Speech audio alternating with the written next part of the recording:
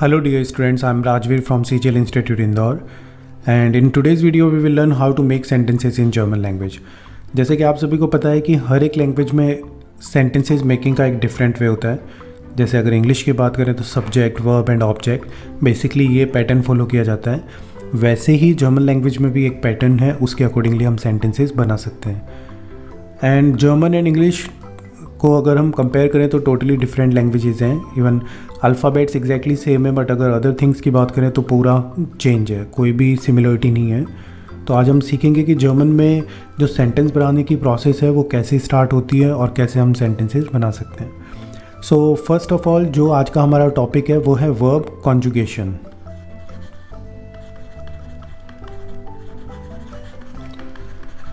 Actually ये verb conjugation क्या है, जर्मन एक पर्टिकुलर कॉन्जुगेशन पैटर्न को फॉलो करती है और मैं यहाँ पे कुछ वर्ड्स राइट कर रहा हूँ।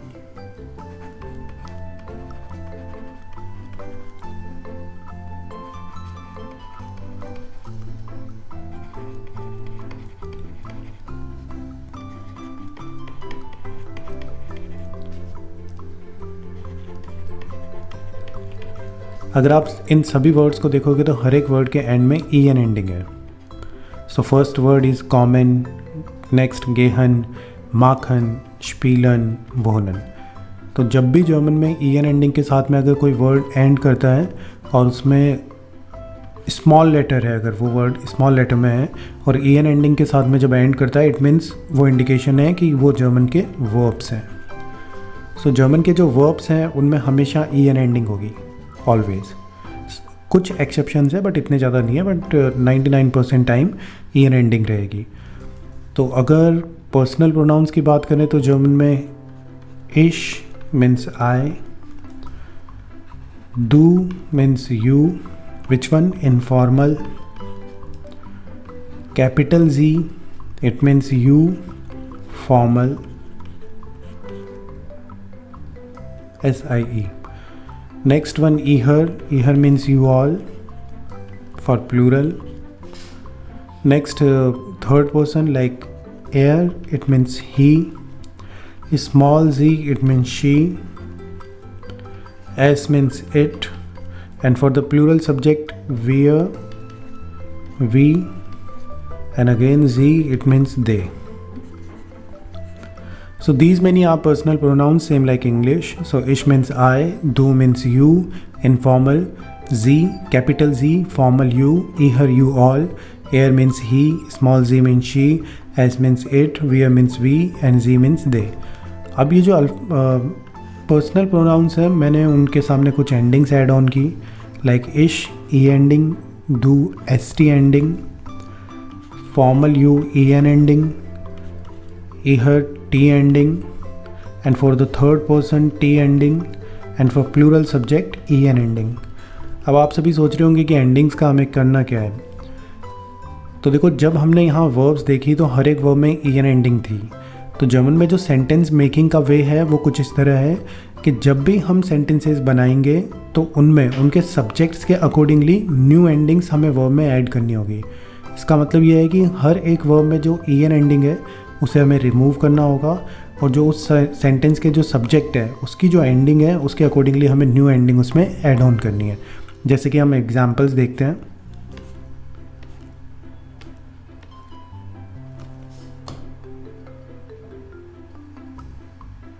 सो if you want to say I come, okay, first see कॉमन verbs conjugation with all the subjects. Okay, common. So EN ending, what we will do in the conjugation, you have to remove EN ending and according to the subject you have to add new ending. So ish is subject, now we have to add E ending. So ish, comma. Next, du kommst. Next, sie kommen. Ihr Comte. Simply हम क्या कर रहे हैं, सिर्फ EN ending को remove कर रहे हैं और उसमें जो उसका सब्जेक्ट है उसके accordingly endings, new endings add on कर रहे हैं। थर्ड पर्सन के साथ में सभी में कॉम्ट आ जाएगा, कॉम्ट, and for plural subject common. ये सिर्फ एक कॉमन वर्ब के नहीं, सभी के साथ में ये पैटर्न फॉलो करना है। जैसे अगर हम नेक्स्ट वर्ब को लें तो गेहन, कॉमन मीन्स टू कम एंड गेहन मीन्स टू गो, सो इश गेह। दू गेस्ट, जी गेहन, इहर गेट, थर्ड पर्सन गेट एंड गेहन। अब अगर इन्हीं को हम सेंटेंसेस में चेंज करें, पूरा अगर प्रॉपर सेंटेंसेस में देखें तो इश कॉमे आउस Indian, and you can add on the other words also, क्योंकि ये सिर्फ 2 वर्ड्स मिलके ही तो सेंटेंसेस पूरा कंप्लीट नहीं होगा। अदर वर्ड्स जैसे एडजेक्टिव, एडवर्ब, ऑब्जेक्ट, ये सारी चीज़ें भी आपको ऐड ऑन करनी होगी। बट ये जो पैटर्न है ये बेसिक पैटर्न है वर्ब कॉन्जुगेशन का, जिसके थ्रू आप वर्ब्स को सेंटेंस के सब्जेक्ट के अकॉर्डिंगली कॉन्जुगेट करके और एक प्रॉपर वे में सेंटेंस बनाएंगे। जैसे अब इन्हीं कॉन्जुगेशन पैटर्न को फॉलो करते हुए हम सेंटेंसेस को पूरा करते हैं। ओके, अब हम कुछ एग्जांपल्स देखते हैं कॉमन वर्ब के साथ में, और अब हम एक प्रीपोजिशन की हेल्प लेंगे, आउस मीन्स फ्रॉम। सो कैसे सेंटेंसेस बनाते हैं इस वर्ब और ये प्रीपोजिशन की हेल्प से एंड कॉन्जुगेशन पैटर्न की हेल्प से। सो फर्स्ट वन इश, इश के साथ में हमने सीखा था कि ई एंडिंग का यूज़ करना है। सो इश कॉमे आउस Indian, so it means I come from India. Next दू, दू के साथ में एस टी एंडिंग, दू कॉम्स्ट आउस इंडियन, you come from India informal way.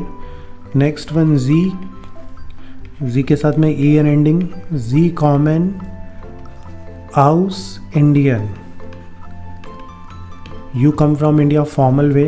Next one iher, iher means you all, so iher t ending, so iher kommt aus Indian, you all come from India. Next one third person er, er means he, and er also follows the same t ending, er kommt aus Indian. Next for female person z, kommt aus Indian. Next one for plural subject wir, wir means we, kommen aus Indian, we come from India. And again z, z means they, so z kommen, same conjugation, aus Indian, they come from India. So एक और example लेते हैं with गेहन verb, गेहन means to go, गेहन means to go, and एक preposition की help लेंगे नाक, नाक मीन्स टू, लाइक डायरेक्शंस के लिए आप इसको यूज़ कर सकते हैं। सो फर्स्ट इश गेहे नाक house, I am going to home. Do guests, do st ending, so do guests nach Hause, you are going to home. Next directly we are going to the third person, so er geht nach Hause, he is going to home. And now the plural subject we are gehen nach Hause, we are going to home. तो ये basically हमारा conjugation का pattern है, और I think कि आप लोगों को सभी को समझ में आ गया होगा। कॉन्जुगेशन कुछ नहीं, हर एक वर्ब में जर्मन में एक ई एन एंडिंग होती है, उस ई एन एंडिंग को आपको रिमूव करना होता है और उसके सब्जेक्ट के अकॉर्डिंगली उसकी जो न्यू एंडिंग है वो ऐड ऑन करनी होती है। तो आज की वीडियो में सिर्फ हम कॉन्जुगेशन पैटर्न को देखेंगे, और बेसिक अगर मैं बात करूँ तो इतने इयर्स का एक्सपीरियंस है मुझे, तो कॉन्जुगेशन कोई बहुत बड़ा टास्क नहीं है स्टूडेंट्स के लिए लर्न करना या फिर उसको फॉलो करना। प्रॉब्लम स्टूडेंट्स के साथ में ये आती है कि कॉन्जुगेशन होने के बाद में उन्हें सबसे बड़ी प्रॉब्लम ये रहती है कि जो पर्सनल प्रोनाउंस है जर्मन में, वहाँ पे 4 काइंड ऑफ जी है, like formal you, singular formal you के लिए भी जी, शी के लिए भी जी, and for plural subject they, उसके लिए भी जी। तो आप लोगों को कैसे पता चले कि कब ये जो जी यूज़ हो रहा है वो कब फॉर्मल यू के सेंस में यूज़ हो रहा है, कब शी के सेंस में यूज़ हो रहा है, और कब दे के सेंस में यूज़ हो रहा है, और कब प्लूरल फॉर्मल के सेंस में यूज़ हो रहा है, प्लूरल यू के सेंस में। तो ये जो जी है, इनके जो डाउट से रिलेटेड हैं वो हम नेक्स्ट क्लास के अंदर देखेंगे।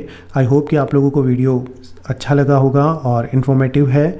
और आप चाहें तो अपने कमेंट्स में ये भी बता सकते हैं कि अगर किसी स्टूडेंट को अभी भी ये क्लियर है, बिना एक्सप्लेन किए ही अगर क्लियर है कि कैसे आप आइडेंटिफाई कर सकते हैं कि कौन सा जी इनमें फॉर्मल यू है, दे है या शी है। हालांकि हिंट तो यहाँ पे भी है अभी आपको, बट सिर्फ इसी हिंट के थ्रू आप नहीं कर सकते।